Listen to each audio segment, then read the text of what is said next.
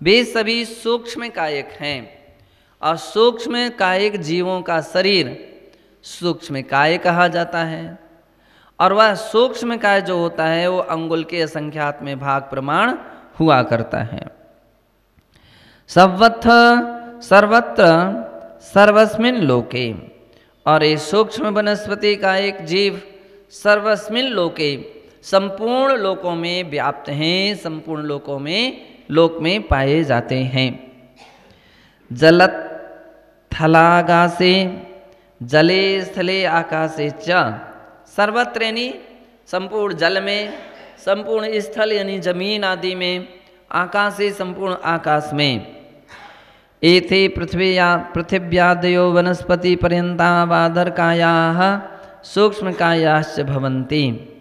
ये पृथ्वी आदि वनस्पति पर्यंत जितने भी जीव हैं वे बादरकाय हैं और सूक्ष्मकायाश्च भवन्ति, और सूक्ष्मकायिक होते हैं। किंतु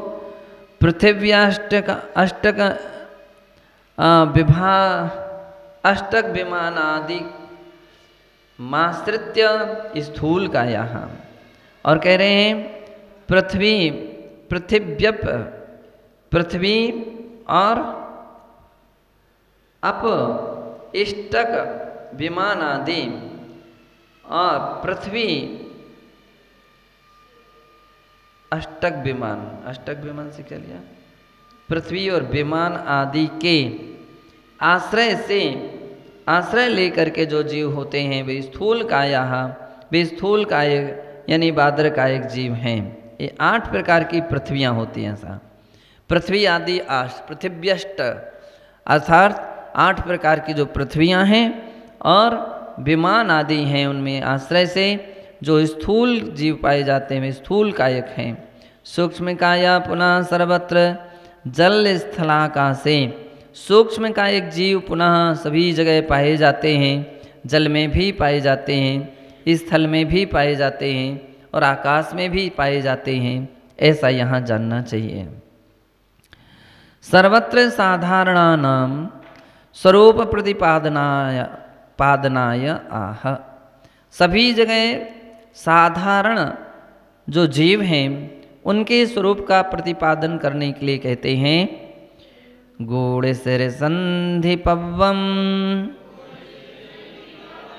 संभंग महीरुहम चिच्छृणरुहम साहारणं शरीरम तब विवीर्यं च पातेयम्।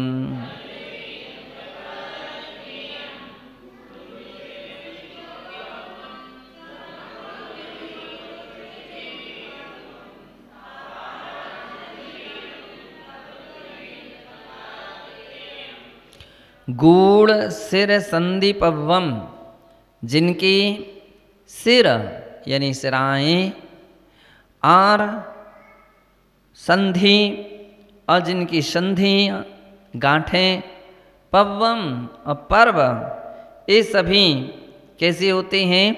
गूढ़म, जो गूढ़ होते हैं यानी अप्रगट होते हैं।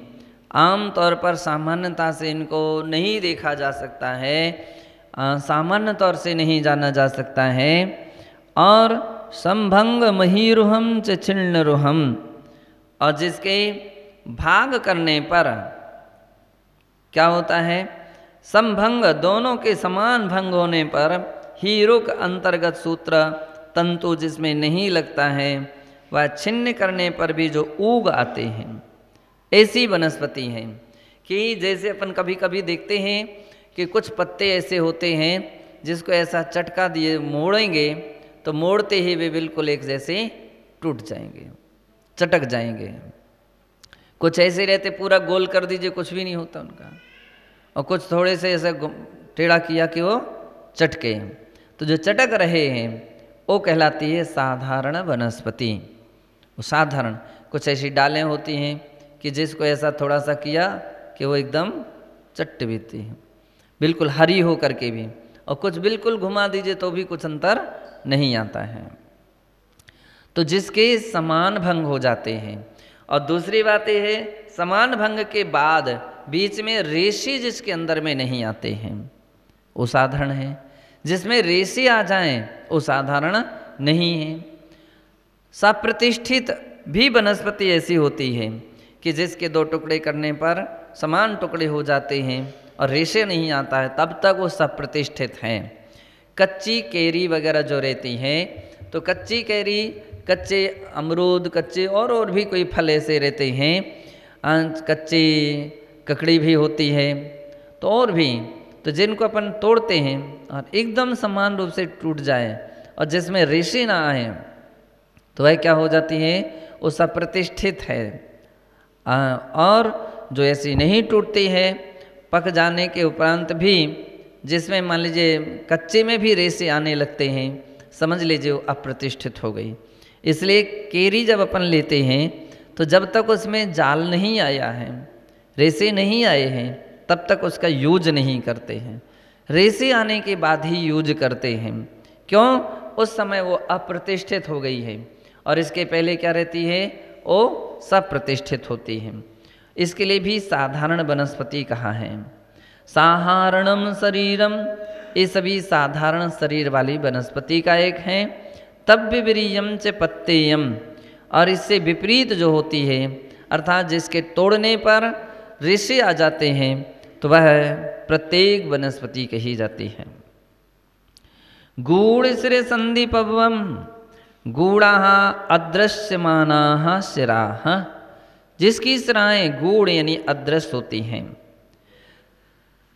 संधयो अडग बंधा पर्वाणी ग्रंथयो यस्य, और जिसका स्नायु का बंधन भी गूढ़ रहता है, दिखता नहीं है। और पर्वाणी, पर्व यानी ग्रंथियां, गांठ जिसकी अदृश्य होती हैं, वह यस्य तद गूढ़ सिरा संधि पर्वम, ऐसी गूढ़ सिरा और संधि तथा पर्व वाली वनस्पति संभंगम समासदृशो भंगा छेदो यस्य तत् संभंगम त्वग्रहीतम, कह रहे हैं इस प्रकार के जिनके समान सदृश भंग हो जाते हैं, छेदो यस्य तत् संभंगम, अर्थात उसके टुकड़े करने पर जो समान भंग होते हैं, त्वग्रहीतम, त्वग्रहीतम, अर्थात जिसके त्वचा आदि भी समान टुकड़े हो जाते हैं, वह साधारण वनस्पति है।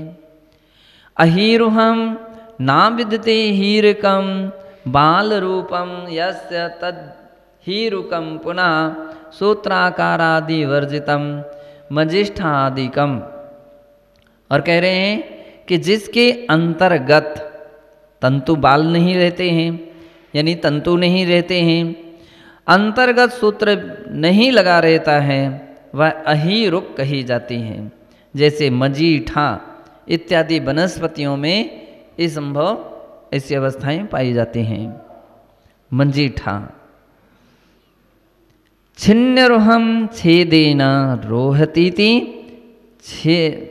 रोहतीत छेदरुहम छिन्नो भिन्नस्य वा रोहम आगच्छति, और ऐसी वनस्पति है जिसको छिन्न भिन्न करने के उपरांत भी जो ऊग आती है, उत्पन्न होती है, वो छिन्न रोह है, ऐसा जानना चाहिए।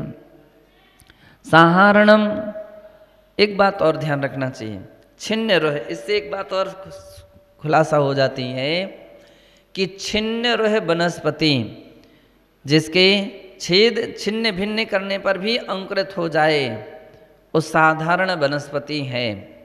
इसका मतलब कि जो छिन्न भिन्न करने पर उत्पन्न नहीं होती है, वह साधारण वनस्पति नहीं है। कभी कभी अपन देखते हैं ऐसी वनस्पति कौन सी है जो छिन्न भिन्न करने पर भी अंकुरित हो जाए, तो बतलाते हैं छिन्न भिन्न करने के उपरांत उत्पन्न होने वाली वनस्पति आलू। आलू को व्यक्ति जब बोते हैं तो उसके टुकड़े टुकड़े करके भी बो देते हैं। विश्रम, विश्रम ऐसी रहती है जिसको टुकड़े टुकड़े कर करके बोया जाता है। कुछ ऐसी कलम लगा करके बोई जाती हैं। लेकिन वो तो सब प्रत्येक है, लेकिन जिसकी मान लीजिए बेश्रम वगैरह हैं तो ऐसे साधारण वनस्पति है। तो छिन्न भिन्न करने पर भी जो उत्पन्न हो उसको छिन्न रोह कहते हैं। और साधारणम शरीरम ततस्य साधारणम सामान्यम शरीरम साधारण शरीरम, जिनका समान रूप से यह शरीर पाया जाता है वो साधारण शरीर है। तब विप्रियम तद विपरीतम च साधारण लक्षण विपरीतम, और जो साधारण जिन वनस्पति का लक्षण कहा गया है, जैसे कि गौमणसार जीवकांड के अंदर में गाथा नंबर 19 में कहा है, वहाँ लिखा है साहरणोदयेन निगोद शरीरा हवंति सामन्ना ते पुण्यदुविहा जीवा बादर सोमाति विल्लिया। अर्थात जिन वनस्पतियों का निगोद जिसमें पाए जाते निगोद या शरीर होते हैं वो साधारण हैं, अथवा वे भी दो प्रकार के हैं, एक बादर और दूसरे सूक्ष्म हैं। तो ऐसी वनस्पति जो है वो साधारण वनस्पति कही जाती है। इसके विपरीत जो वनस्पति होती है वह सभी की सभी वनस्पति वह प्रत्येक वनस्पति पाई जाती हैं, प्रत्येक वनस्पति कही जाती हैं, ऐसा यहाँ पर जानना चाहिए। शेष कथन अथ प्राणिक स्वाध्याय निष्ठा पौर्वाणिक स्वाध्याय निष्ठापन क्रियायाम पूर्वाचार्यानुक्रमेण सकल कर्माक्षयार्थम भाव पूजा वंदनास्तव समीतम श्री श्रुत भक्ति काव्योत्सर्गम। मैंने कहा बहुत बड़ा सिद्धांत इसमें है। पहला सिद्धांत ये है कि मुनिजन इसलिए खड़े होकर के आहार लेते हैं कि जब तक हमारे लिए खड़े होने की शक्ति सामर्थ्य रहेगी तभी तक आहार लेंगे। जिस दिन खड़े होने की शक्ति सामर्थ्य नहीं रहेगी, जंगा बल टूट जाएगा, उस दिन से हम आहार जल का भी त्याग कर देंगे। अपने जंघा बल की परीक्षा के लिए आयुर्वेदिक ग्रंथ में आया है जंघा बल क्या चीज है। जंघा बल कहते हैं, जंघा बल कब टूटता है? आयु का जब बिल्कुल कम समय रह जाता है, आयु समापन का समय आ जाता है, उस समय व्यक्ति की जंघा बल टूट जाता है, खड़े होने की शक्ति सामर्थ्य नहीं रहती। आप तो यूं कहें वैसे भी व्यक्ति कमजोर व्यक्ति की खड़े होने की शक्ति नहीं रहती है, वो बात अलग है। लेकिन यहाँ जंघा बल ही नष्ट हो जाना, जंघा बल ही समाप्त हो जाना, वो व्यक्ति जिसके पास शक्ति नहीं है, सामर्थ्य नहीं है, वो किसी ना किसी प्रकार से सामर्थ्य रखता है, वो खड़ा हो जाता है। लेकिन जंघा बल जिनका नष्ट हो गया है वो खड़ा हो सकेगा नहीं। तो इसकी परीक्षा के लिए निर्ग्रंथ दिगंबर संत साधु वे खड़े होकर के आया है। जितने भी तीर्थंकर हुए हैं उन समस्त तीर्थंकरों ने खड़े होकर के आहार लिया है, बैठ करके किसी तीर्थंकर ने आहार नहीं किया। यानी दीक्षा लेने के बाद खड़े होकर 1616 में ईस्ट इंडिया में एक सिक्का जारी किया था, 1 रुपए का सिक्का। अच्छी बात है। उसमें उन्होंने क्या किया, ऋषभ देव के लिए आहार करते का वो चित्र उसमें अंकित किया। तीर्थंकर ऋषभ देव आहार कर रहे हैं और महाराजा श्रेयांश उन्हें आहार दे रहा है और वे ऋषभ देव खड़े होकर के हाथ में आहार कर रहे हैं। पानी पात्र दिगंबरा, पानी पात्र हाथ में आहार ले रहे हैं। ऐसे दिगंबर मुद्रा के धारी वे ऋषभ देव खड़े होकर के आहार कर रहे हैं, खड़े होकर के आहार कर रहे हैं। ये उदाहरण है कि तीर्थंकरों की परंपरा है, वो आज तक चली आ रही है। दिगंबर मुनि खड़े होकर के आहार लेते हैं।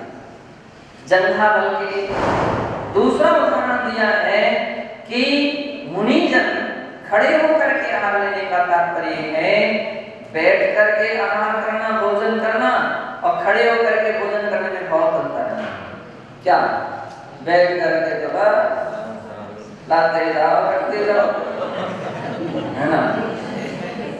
बस पेट नहीं कोट बन सकता है, लेकिन खड़े होने वाले जो व्यक्ति होते हैं, बोले खड़े होने वाले व्यक्ति ज्यादा भाग नहीं ले सकते, खड़े होने वाले ज्यादा भाग नहीं ले सकते, जो बैठ करके हाथ किया जा सकता है। इसलिए भी दिगंबर मुनि खड़े होकर के हाथ देते, स्वल्पाहार हुआ करता है, इसके उनका अल्पाहार हुआ करता है। और उसमें भी दो प्रकार की सीमा है, किसी की स्वल्प में भी स्वल्प, किसी में स्वल्प में भी अधिक, है ना। अब जैसा आहार हो वैसी तपस्या कीजिए। प्रायश्चित ग्रंथों में जहाँ प्रायश्चितों का वर्णन आया है वहां पर बतलाया गया कि व्यक्ति के बल, शक्ति, शरीर, द्रव्य, क्षेत्र, काल इत्यादि को देख करके प्रायश्चित देना चाहिए। निर्बल है, हम निर्बल को तो ज्यादा उपवास नहीं दे सकते, निर्बल शरीर बल नहीं, तो बोले उनको कम तो प्रायश्चित दिया जाए। जिसका शरीर बल है, जिसका आहार बल है, तो बोले उनको कठिन प्रायश्चित दिया जाए। उनके लिए उतना भी कम है और इनके लिए इतना भी अधिक है, इतना भी अधिक है। एक साथ एक अपराध को करने वाले दो साधक गुरु के पास आए और उन्होंने प्रायश्चित मांगा कि मुझे इस गलती का एक जैसी गलती प्रायश्चित दीजिए। महाराज ने एक को दिया मैं उपवास कर रहा हूँ, और एक को दिया है तुमको नमो का मंत्र की माला देना। अरे महाराज ये क्या रात देश कर रहे हो, क्या भेदभाव कर रहे हो, उनको उपवास और इनको माला, अब को भी माला दे दो, यानी तो उसको भी उपवास करो।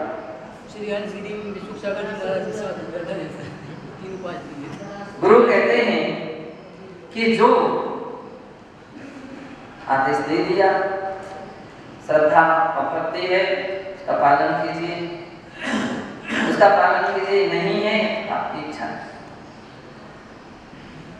विधि विधान आगम का ये है, शास्त्र का ये है।